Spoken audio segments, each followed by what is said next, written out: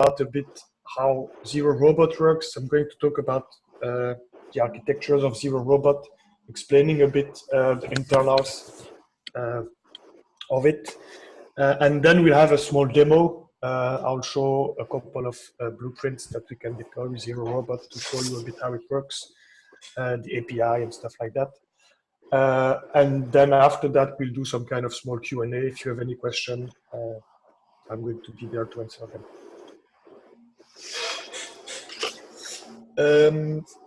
Yeah, I probably should also pull up the chat somewhere. So if you have question or if you don't understand something I'm saying,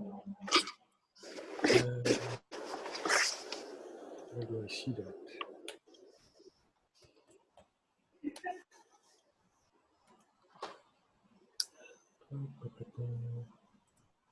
Chat. Yeah, okay, that's the one. Okay. Put it there. So it's recording, Yves? Yes. Yeah, okay, perfect. Okay, let's start.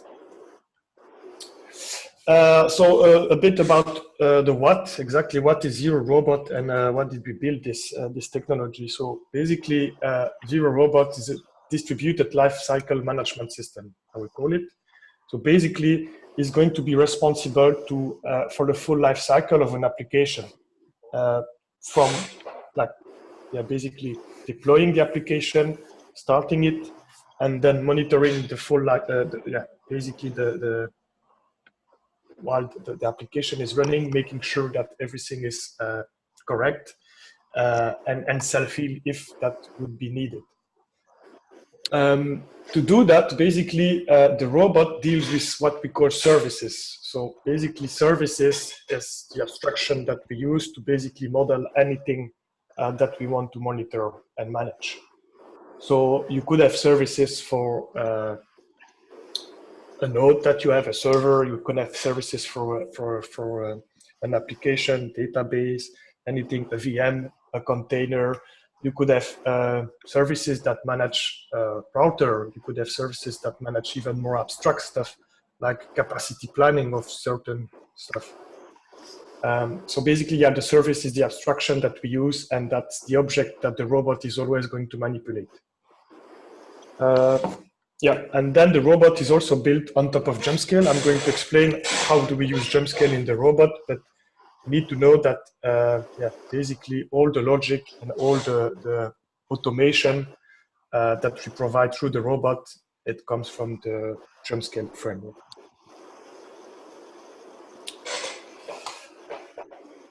So basically, how the architecture of a Zero Robot works, yes, different components, like not a lot, that's pretty simple, but pointer, yeah. So basically, yeah, so I just talked about the services. I'm going to explain a bit more what the services looks like in detail after that. And then we have also templates. So basically, the concept is that a robot, it will load some templates inside. And the templates will be, like the name says, it will be the templates for the services that's going to manage. So this is basically the exemplar, the templates, and then you create from a template, you can create services. In the robot, we also have a configuration repository, which is going to be used to store, securely store information like connection information, password, tokens, so anything that would be needed for the robot to reach what needs to be reached. Everything is like stored securely and encrypted in a configuration repository, so everything is secure. The way how the robots communicates to the robot and how robots communicate with each other is through a REST API. So that's basically the exposed point endpoint of the robot. Anything that you do with a robot always comes through the API, the REST API, and then is distributed within the process of the robot. I put a link there if you want to have, basically we should put that up. But here, basically, you have the documentation. The link is there. I will put the links for the slides if you want to see it. But that's basically description and the documentation of the API if you would need to integrate with the Zero Robot. Everything is there. You have the different methods, expected types. So everything is documented if you would have to ever look into that. Oops. Okay, so now we pass to the other big component of the robot is basically the template. So what is a template? It's basically built from two things. You have a data schema, which is using PMP, but that's implementation detail. But that's basically describing what data your service will have at its disposal to save information. So it could be credential again. It could be like status information of a certain type. Anything that could be relevant for the service to be able to work. Next to the data, you have the business logic, the code of the templates, and this is where GemScales come handy again, because every template code logic, we call it also recipe. That's probably a word that you already heard yesterday in the architecture session. The recipe of the template is built using GemScale SAL. That's what we call SAL, the system abstraction layer. So that's a bunch of libraries that allow us to do pretty complex stuff in a really easy manner. I will show you after the demo some of the code of the templates, so you can appreciate how the SAL works. So basically, when you combine these two, the data and the logic, you get a template. So the template is the beginning of everything. Once you have the template, you can ask the robot, okay, from this template, please create me a service. So basically, a service is an instance of a template. But the service has more than just what the template had. So basically, the service has this private data, which is basically the data which is mapping with the schema defined by the template. But this is the actual data of the service. So if, for example, if you deploy a VM, the schema would define some F-list, maybe some VDIST that you want to use, some kind of network configuration. That's the schema. And then when you instantiate the template into a service, you actually pass actual information there. So the F-list would point to an existing F-list. You would pass some kind of zero-tier network that you want your VM to join. So these are actual data. Something important to notice is that the data of a service is private to the service, which means that no one except the service itself can read the data or change the data for that matter. Which means that anything that you give to the service is never going to be shared with any other service. That's the basic of the security of the Zero Robot services, that the data is never shared with anyone else. So if you want your service to do something, you need to ask him through an action, okay, do something for me. And he will by itself know, okay, I need to check this data, then do this action. So this is important to notice that the data is always private. Next to that, a service also has a state. This state is, on the other hand, public. So that means that any other service or any other person can ask, okay, what is the state of this service? State can be pretty much anything. You can map with, depending what you want to model, but can map with anything. Taking the VM example again, you could have a state that says, okay, my VM is in state running, for example. I have my port 22 for SSH access, which is open. And I have, for example, the memory consumption under control. These could be some kind of state that you could have on a service. Like I said, these states are public, so if you have services that work together, they can also check the state of the other to know, okay, maybe before I'm able to do something, for example, the VM, before I'm able to start the VM, maybe I need to check that the node underneath is actually running or something like that. So you have some kind of communication between service that can check states of each other's. And then the last part of a service is basically the task list. And this is where everything comes interesting, because the task list is basically where you will ask the service to do some actions. So remember, in the template, we had the logic, the recipe, and basically the service allows you to execute this code. How this is done is basically you ask the service, okay, now install, or now stop, now restart, now upgrade. And you put this request in the task list. So you basically push a task in the task list. And then the service, what it's going to do is to take one task after the other out of the task list and then execute the task. One thing to notice here is that since it's a list, there is only one task executed at a time. This resolves two problems. So basically, since we have only one task executing at a time, and the service is the only one that can access the data, that means that we resolve any concurrence issue that we could have with the data, because there is only one person or service that will always access the data at one time. So you would never have data corruption because you ask two actions at the same time for the service. So basically that's how a service looks like. And you can have like hundreds of services in the same robot. Okay. Basically these are like small stuff that I wanted to mention, but this is regarding the action, the task, basically, that you can ask to a service. Zero Robot API provides you with pretty nice feature when you develop your templates to make the service more resilient. For example, you can have retry mechanism timeouts. So if you have some action that you know that could fail because you have some networking involved or stuff like that, you can decorate your method with some retries. So basically, before you said that you failed, maybe try 2 times with a backoff of 5 seconds or stuff like that. So this is like general networking retry mechanism. You can have also timeouts for your task. So if you know that one task needs to be executed in a certain amount of time, and if it takes longer, that means that probably something is stuck. Basically, you would also specify a timeout for a task. Another nice feature that the robot has is also it can do recurring action.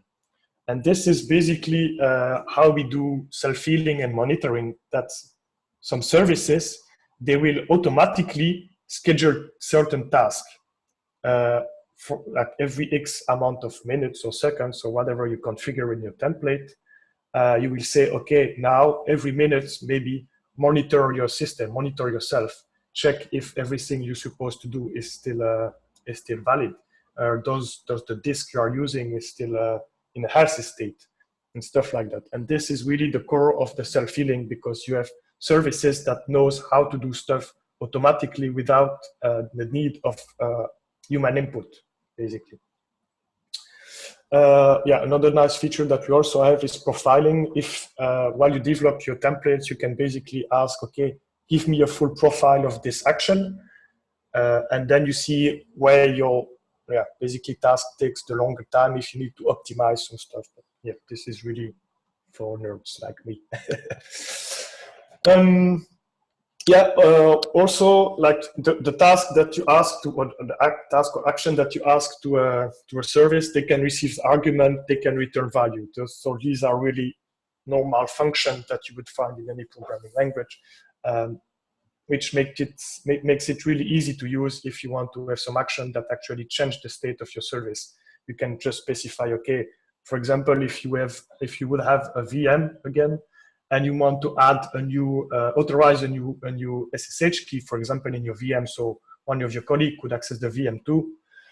You could have an action, for example, add public key or something, and you would pass the public key to the task, and the service would update the state with data with the key, so you could have a new public key authorized in your VM, something like that. Again, I put a link here with where you have all the documentation for the for what service actually are. You have the description of the service data. You have some more information if you want to go a bit deeper, and you have the documentation for every decorator that we have to. Okay, so that was about task and action. So now we have, I think, a complete view on how the robot works. So now, yeah, everything is nice, but you want to start communicating with your robot, actually asking him to do stuff. So like I said, the communication, everything passed through the REST API. And currently we have a couple of clients that have been implemented on top of these APIs. So we have a CLI. This is the ZRobot command line. This when you install the robot, you basically get this CLI for free. And then there's the Python API, which is basically Python code that you can use to talk to the robot. And then there is Blueprint. And Blueprint is probably the more human-friendly way to talk with the robot. Here underneath, I put an example of what a blueprint looks like. So basically, a blueprint is composed of two blocks. You have the services blocks. This is where you define basically the service that you want to create and their data. Here, basically, I'm creating a new VM, specifying the boot disk, boot FList, the memory capacity, the CPU I want, what kind of networking I want to enable, and some port forwarding. So this is basically really, I probably should show you after that, but this really maps with the definition of the templates, if you look at it. This basically is going to be what you find in the schema, in the template, and you just basically pass the data of the template to the service. And then, the second block is basically the action that you want to execute on a certain service. Here, it's a simple one. We just say to service VM1 that you just created here, execute the action install. But you could have more complex stuff. Huh? You could have like a bunch of services defined here and then a bunch of actions to be executed on all the different services. Again, everything is really modular, but you can see that this is super simple to write. You just need to go to the template you want to use. Well, I can already show you, by the way. Legal templates. I'll show you a bit how we used to document the templates for this kind of stuff. So, for example, if you go to VM, that's the repo where you have the templates. So you have the description of the schema, the possible actions, and then you have examples how to use these things with the blueprints or from the Python API. So that's always how we will find the templates for a robot. We document it always like that. So you have the schema, it describes what you need to put in the data, and then some examples. So this is nearly like drop-in, ready to be used.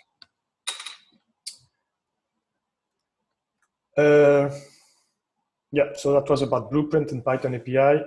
During the demo, I'll try to use both so you can see a bit how both of them are used. But you need to know that everything at the end comes to the REST API and everything is possible to do from either way. So whatever you use Python or Blueprints or the CLI, you should be able to do exactly the same.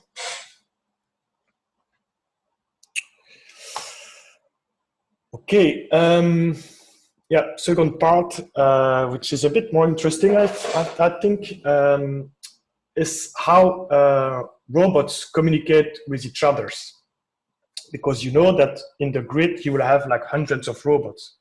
Robots for your digital me, you have robots on the node, you have robots for the capacity management, you have robots everywhere. And these robots, they need to talk to each other because they need to check if services that are hosted in another robots, how they are doing. Maybe they need to ask another service to do an action for them before they can actually be deployed and stuff like that. So what we created for the user to be, so the experience is really easy for the user is that when robots communicate with each other, basically, if they need to deal with a service which is hosted in another robot, what the local robot does is create what we call a service proxy. Basically, a service proxy is nearly the same as a service, except that all the calls that you do on a service proxy will be transparently transported through the network to the other robots to ask the real service to actually do the action.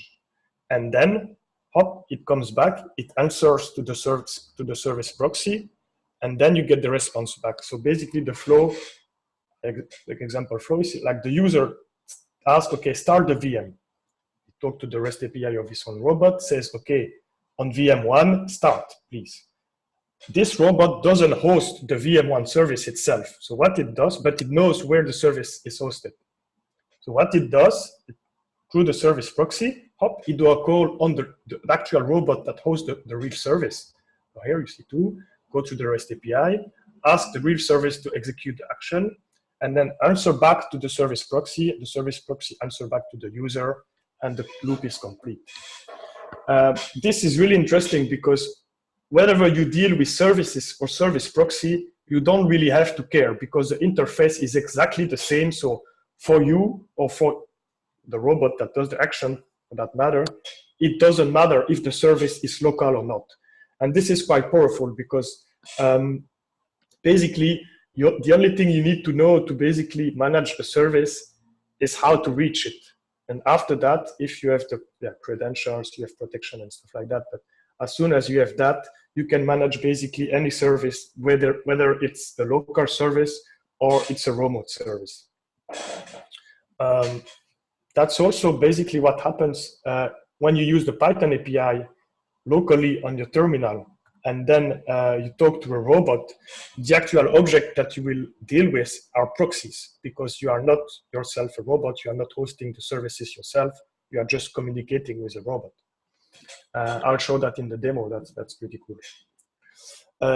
So that's basically how the communication between robots works, and basically the transparent networking calls that are done behind the scene. So demo time. Let's cross all the fingers that everything is going to go well. We know how live demos goes usually. Let me bring it up. So I'm probably going to move that there. Okay, so you'll have to tell me if you actually see something or not. So basically, is it big enough? I'm going to put it a bit bigger. Hop. So basically, here I have three terminals. The terminals here at the bottom is basically a 0OS node running with a zero robot on top. So first, maybe I can show you a bit the CLI, the zRobot CLI that I talked to you a bit before. Basically, he has a group, bunch of group of commands that you can inspect.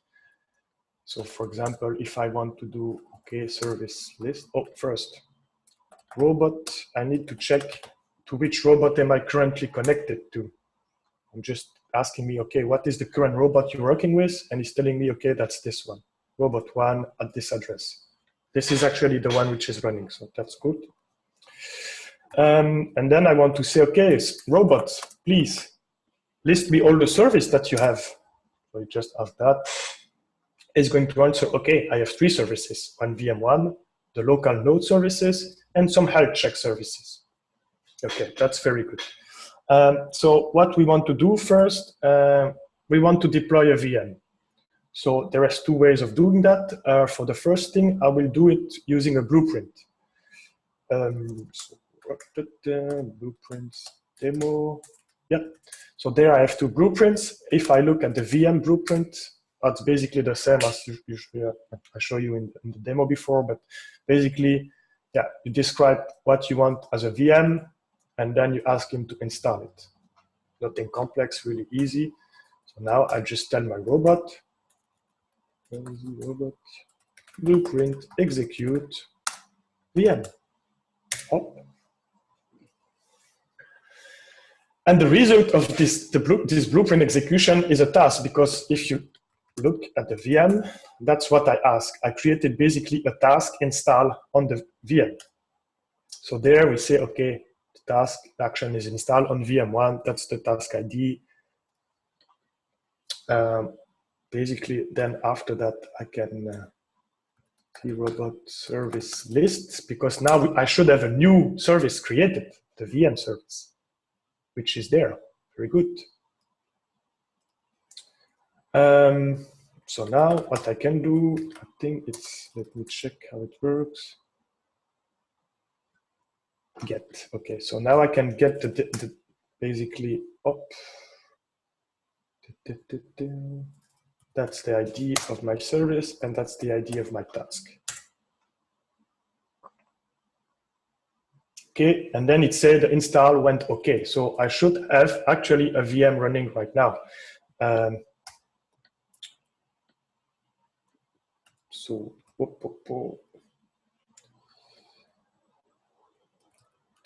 actually, I forgot to do something. So I'm just going to step in with the Python API because it's going to be easier. Yeah, so what you're going to see now is how to do exactly more or less the same, but using the Python API. And in there, I can show you how the proxy works, the kind of types that you can deal with when you give us a service. So basically here I have air, this is the client to my robot. I can do services name. That's basically equal to the service list that I did before. It's going to return me a dictionary with VM, all the service that I have. So now what I want to do is get the VM1 service instance. Oh, I just get it. And now if I look at the type of the VM, that's actually a service proxy. That's what I was explaining before. The VM, so the VM object that I have here has nearly the same interface as the actual service which is running in the Node robot. And on this, I can basically check, okay, what kind of action can I do on this VM? It tells me, okay, I can install, can pause, reboot, resume, any action that you would expect to find on the VM. Something interesting also, we can check the state of the current VM. And then we say that, okay, action install went okay, so your VM is supposed to run properly. So since I want to connect you using VNC for my VM, so I can actually show you that it's running, I need to enable VNC. So I'm going to do, okay, VM, schedule me this action. And the result of the scheduling of action is a task. So basically this command is actually adding a new task in the task list of the VM inside the robot. I do that, hop, oops, didn't do it. Schedule action, enable VNC, hop, I get my task object. And on my task object, I have different attributes that I can check. Okay, what was the action name of this task? That was enable VNC. What is the state of my task? Oh, it's okay, so it's done and it succeeded. You can also see the duration of your task. You have some results. Here there is no result, but if you have a task that actually returns something, you could actually inspect the result there. You have a method wait that basically wait that the task finished or failed, that you could say here it's already finished, so it doesn't wait. But that means that now I should be able to connect to my VM. So that's just my VNC. I know the address and the port already. And there, I don't know if you see because it's really dark, but I actually have a VM running. Oh, I can connect to it. Yep. That's there. So the VM is there and it's running. That's pretty cool. Okay, VNC. Oh, bye-bye. So yeah, now the second thing I wanted to show you, well, VM, we can, of course, if we want, remove it and install up. Let's task. Task is okay. And if I try to connect to it again, yeah, it's failing because the VM doesn't exist. It has been completely removed and cleaned up from the node. Yeah, the second thing I wanted to show you is basically how to deploy a Tree4Chain wallet. And this time I'm going to do it fully from the Python API to show you like similarities, basically. So basically here, what I do, oh, that's Yep, that's not the one. Let me check how the blueprint looks. Demo get blockchain. So I just need to specify it. Okay. Okay, I'm going to do it like that then. So I get my robot client and then I say service create. First argument is the template that I want to use. This is basically block creator. That's the template. I want to call it blockchain PC. And then I pass the data. So you see, this is exactly the same as the blueprint defines, but just that here it's Python. So the node, it's called local. That's the name of my node, which is running here. And this return me a service. Let's call it blockchain. Okay, so that means that we don't have that template yet here.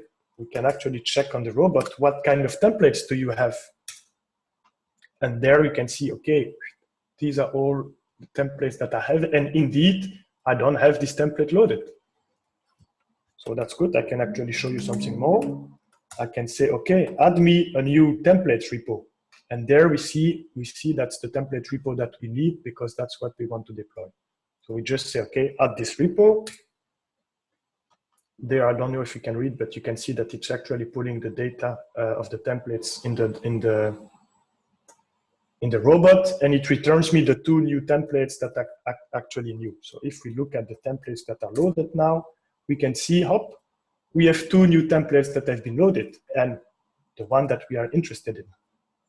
So hop, let's redo the same. We try to create a service. So now that should work because he has the template to create it. Here we see, okay, the service is created, but we didn't ask any action on it yet. So the state is nothing. Basically, the service is created, but in reality, nothing has been created on the node. So again, we can check, okay, what action can I actually do there? Probably install is the first one I should do. Hop, you put install, you get the task back. And this one takes a bit of time. So hop, you see it's running. So we're just going to wait. Yeah, just going to wait. Ah, well, it's done. Task state. It's okay. So now we can see the state. We'll see, okay, actually my, my wallet is installed and it's actually running. So now I probably need to start it. Start, hop, get the task, and we wait.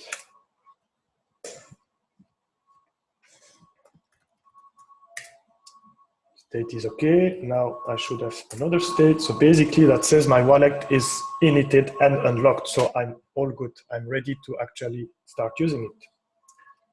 If I check on my action, for example, what could I do? I could check the amount of token I have in my wallet. So task, change, schedule action, wallet amount. Hop, this task done. And here, this task actually returns something. So you can check, okay, what are the results of this task? And there you see, I actually have nothing in my wallet, which is normal. I just created it. Maybe I want to know what address I should use to actually receive tokens on this wallet. Up, result. And then you see that's an address. If you have tokens too much, you can send it to me. That's really nice. And the same, if you want to get rid of everything, you can just uninstall, hop, and install.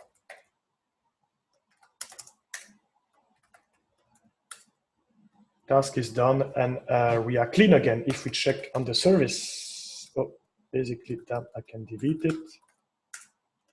VM service. Here we can see I still have my VM. I'm going to clean it up too because I uninstalled it. If I check the state, oh, it's still installed. So maybe I already installed it. Yes. Oh, I think I installed it twice, uninstalled it twice. So that's why it's complaining. Yeah, it doesn't exist already, so I can just delete. And here we're back to square one with just the 2 templates I had from the beginning. So we had the full cycle where you deploy application, you ask them to do stuff, and then you can install and your system is clean again. Yeah, I think that was about it. So here in the last slides, I put a bunch of links if you want to have more information. Basically, the first is the public chat for ZeroS. If you have any question of ZeroS, Zero Robot, or anything related with the technology, you can join this chat. Yeah, most of our developers are there, so if you have questions, we're there to answer them. If you want to go deeper in the Zero Robot, that's the link to the repo and the documentation. And if you want to reach me myself, that's just my Telegram handle there. Yeah, well, that's all I have. So if you have any question or comments or anything, yeah, I'm there to answer. Just going to show my face again. Yeah.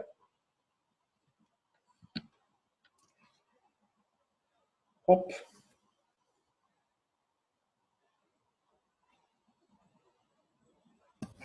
Amazing. Thank you. Okay, well, I hope that was clear. And like I said, yeah, if you have questions even later on, you can still join us on Telegram. If nothing more or no question, then I will just close that session. I think we have another session this afternoon. It's at 2 if. It's at 2, yes. Yeah, okay. So I think the session from this afternoon is about ZeroS, yeah, more globally. Here was just really Zero Robot and the nerdy talk, but yeah, so I invite you all to join at 2. It will be a very cool session. Sure. Okay, guys, thank you all, and hope to see you this afternoon then. Thank you. Bye. Bye. Thanks a lot. Bye.